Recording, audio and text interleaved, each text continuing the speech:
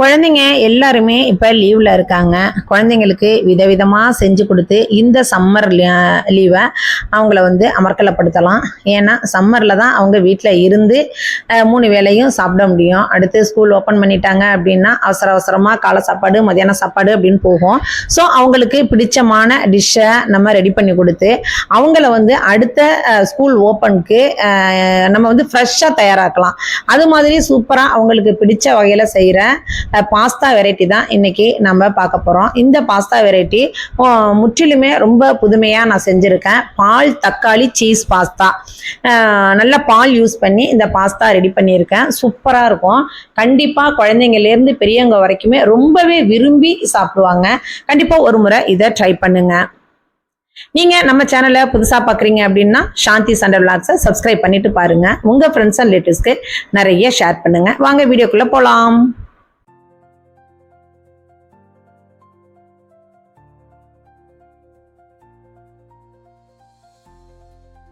Welcome back to my channel Shanthi Sundar vlogs. இந்த pasta ready பண்ணுறதுக்கு முதல்ல நம்ம சுடுதண்ணீர் கொதிக்க வச்சுக்கிறோம். பேனில் வச்சு தண்ணி நல்லா கொதிக்கட்டும். கொதிக்கிற டைமில் 1 ஸ்பூன் ஆயில் சேர்த்துக்கோங்க. அதோட தேவையான அளவுக்கு உப்பு சேர்த்துக்கலாம்.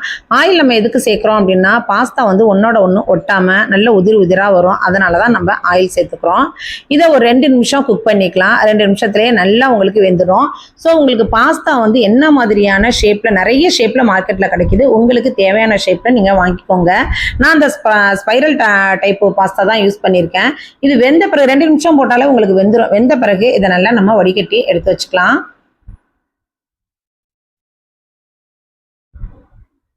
இப்ப இந்த பாஸ்தா ரெடி பண்ண நம்ம ஒரு பேன் வச்சுக்கலாம். 1 ஸ்பூன் பட்டர் சேர்த்துக்கலாம். பட்டர் நல்லா மெல்ட் ஆன பிறகு நல்லா ஒரு 10-15 பூண்டு பல் நம்ம தனியாக எடுத்து வச்சுக்கிறோம். அதெல்லாம் உரிச்சு தனியாக ரெடி பண்ணி வச்சுக்கலாம். இதுக்கு 3 தக்காளி பழம் நான் சேர்த்துருக்கேன். 1 கப் அளவு பாஸ்தா நான் எடுத்திருக்கேன். 1 கப் வந்து அது வந்து 200 கிராம் அளவுக்கு பாஸ்தாவுக்கு 3 தக்காளி பழம் இது மாதிரி குறுக்க கட் பண்ணி இதில் அப்படியே சேர்த்துக்கலாம். அதோட 10-15 பூண்டு பல், ஒரு பல்லாரி வெங்காயம், பெரிய வெங்காயம் பாதி வெங்காயம் கட் பண்ணியிருக்கேன். இது பொடியாக கட் பண்ணி இதையும் சென்டரில் அப்படி வச்சிடலாம். வச்சு இதை மூடி போட்டுடலாம். அடுப்பை வந்து மீடியம் ஃப்ளேமில் வச்சுக்கோங்க. ஏன்னா இது நல்லா வேகணும். ஸோ மூடி போட்டுடலாம்.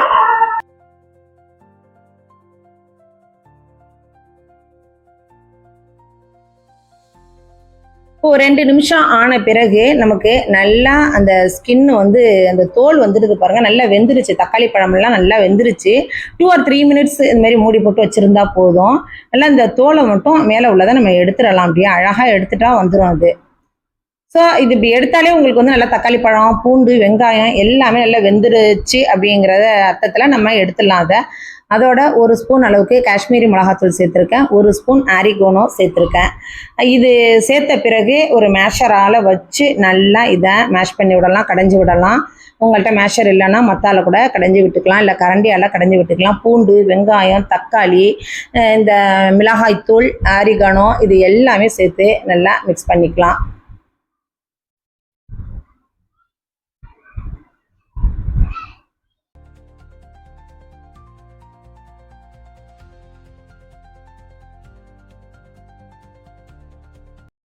ஃப்ரெஷ்ஷான கொத்தமல்லி தழைகள் கொஞ்சம் சேர்த்துக்கலாம். இப்போ இதில் ஒரு 1/2 டம்ளர் அளவுக்கு தண்ணி சேருங்க. தண்ணி சேர்த்து நல்லா கலந்து விடுங்க.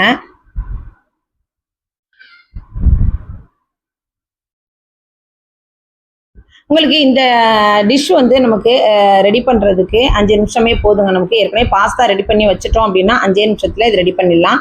இப்போ தேவையான அளவுக்கு இந்த கிரேவிக்கு தேவையான அளவுக்கு நான் சால்ட்டு சேர்த்துக்கிறேன். ஏற்கனவே நம்ம பாஸ்தாவில் சால்ட்டு சேர்த்து வேக வச்சாச்சு. இந்த கிரேவிக்கு தேவையான அளவுக்கு சால்ட்டு சேர்த்து வேக வச்ச பாஸ்தாவை இதில் சேர்த்து நல்லா மிக்ஸ் பண்ணி விடலாம்.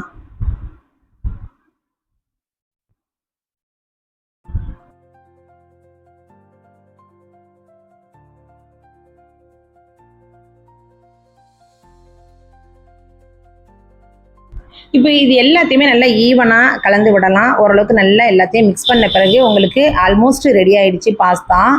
இப்போ இதுக்கு மேலே மேற்கொண்டு நம்ம என்ன சேர்க்கலாம் அப்படின்னு பார்த்தீங்கன்னா செஷ்வான் சாஸ்ங்க. செஷ்வான் சாஸ் எல்லா மார்க்கெட் கடைகள்லையுமே எல்லாத்துலேயுமே கிடைக்கும், சூப்பர் மார்க்கெட்லாம் கிடைக்கும்.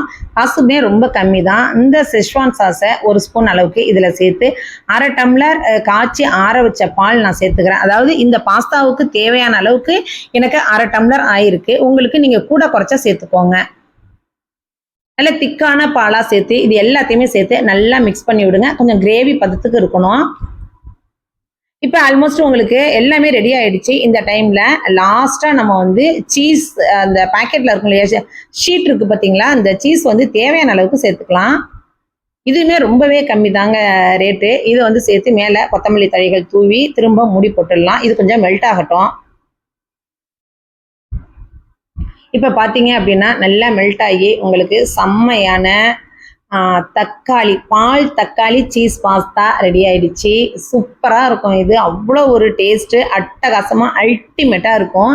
இந்த சீஸ்லாம் நல்லா மெல்ட் ஆகி, சீஸ்லாம் நிறையா வந்து அதாவது குழந்தைங்க வந்து விரும்பி சாப்பிடக்கூடியது இது. சீஸ், பட்டர் இது எல்லாமே வந்து குழந்தைங்க நல்லா விரும்பி சாப்பிடுவாங்க. ஸோ சீஸ் வந்து இந்த சீஸ் தான் போடணும் அப்படிங்கிற அவசியம் கிடையாது. உங்கள்கிட்ட மசாலா சீஸ்லாம் இருந்துச்சு அப்படின்னா வெரைட்டி ஆஃப் சீஸ் நமக்கு மார்க்கெட்டில் கிடைக்கிது. எந்த சீஸ் வேணாலுமே நீங்கள் யூஸ் பண்ணிக்கோங்க. போட்டு இது மாதிரி ஒரு நிமிஷம் மூடி போட்டு எடுத்தீங்கன்னா நல்லா மெல்ட் ஆகி சூப்பராக இருக்கும். அதை அப்படியே சர்வ் பண்ண வேண்டியதுதான். நல்லா சூடாக சாப்பிட்றதுக்கு நல்ல அருமையான சூப்பரான ரெசிபிங்க. கண்டிப்பாக இது மாதிரியான பாஸ்தாவை ஒரு முறை நீங்கள் ட்ரை பண்ணி பாருங்கள். நமக்கு பார்க்கறதுக்கே நல்ல டெம்டிங்காக ரொம்ப சாப்பிடணுங்கிற அந்த ஆவலை உடனே நமக்கு கொடுக்கக்கூடியது. குழந்தைங்களுக்கு இது மாதிரி கொஞ்சம் வித்தியாசமாக இப்போ செஞ்சு கொடுங்க. இந்த சம்மரில் நம்ம செஞ்சு கொடுக்குறது தாங்க. அதுக்கப்புறம் குழந்தைங்க ஸ்கூல்லாம் போயிட்டாங்கன்னா நம்ம வந்து மதியான சாப்பாடு, ஈவினிங் வந்தால் அதாவது ஆறிப்போன சாப்பாடு சாப்பிட்றது இதெல்லாம் இதாக இருக்கும்.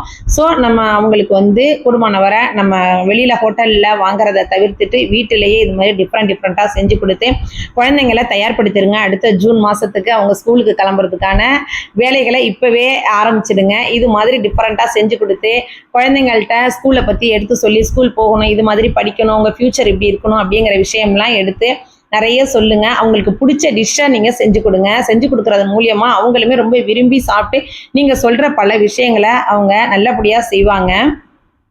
திரும்பி மேற்கொண்டும் நான் மேலே ஒரு சீஸ் வச்சிருக்கேன். இதுவுமே வந்து ஆப்ஷனல் தான். உங்களுக்கு இஷ்டப்பட்டா சேர்த்துக்கோங்க, இல்லைன்னா ஸ்கிப் பண்ணிடுங்க.